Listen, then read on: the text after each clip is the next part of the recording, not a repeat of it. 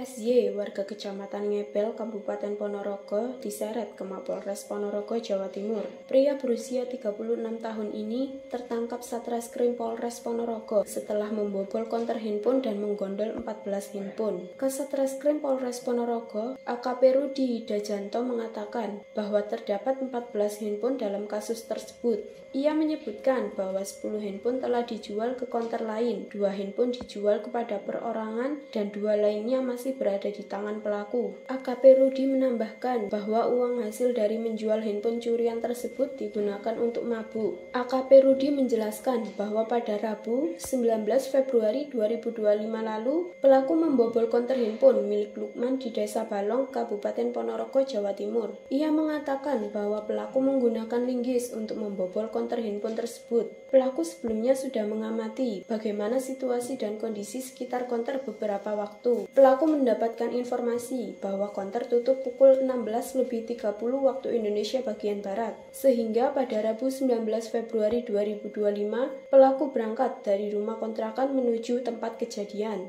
AKP Rudi menjelaskan bahwa pada saat pelaku telah sampai di tempat kejadian, pelaku langsung merusak gembok menggunakan linggis. Setelah berhasil merusak gembok, pelaku merusak pintu toko tersebut. Setelah berhasil masuk, pelaku langsung mengambil 14 unit handphone dan uang sebesar 500.000. Pelaku kemudian memasukkan handphone ke dalam karung, kemudian berangkat ke Solo untuk menjual ponsel curian itu. AKP Rudi mengatakan bahwa setelah mendapatkan laporan, Satreskrim menuju lokasi, kemudian melakukan olah TKP di tempat kejadian perkara. Ia mengatakan bahwa petugas langsung menyita CCTV yang ada di konter maupun sepanjang jalan di dekat konter. Menurutnya, setelah melakukan transaksi jual beli handphone di Jawa Tengah, pelaku pulang ke rumah orang tuanya di Kecamatan Ngerayun, Ponorogo. AKP Rudi menjelaskan bahwa pelaku ditangkap di rumah orang tuanya.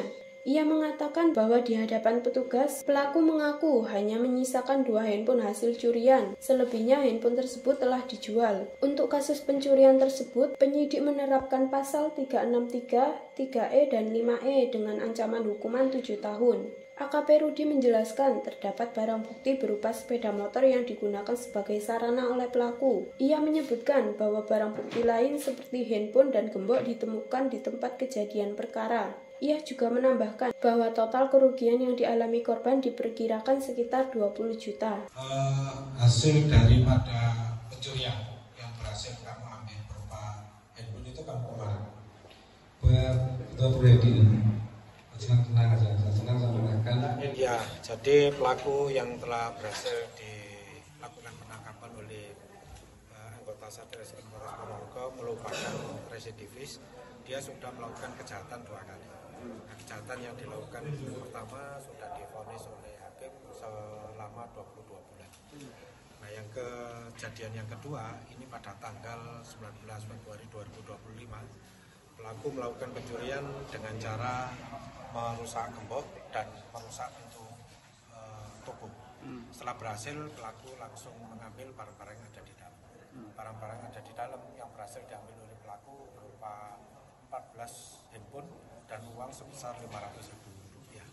Download Tribun X sekarang, menghadirkan lokal menjadi Indonesia.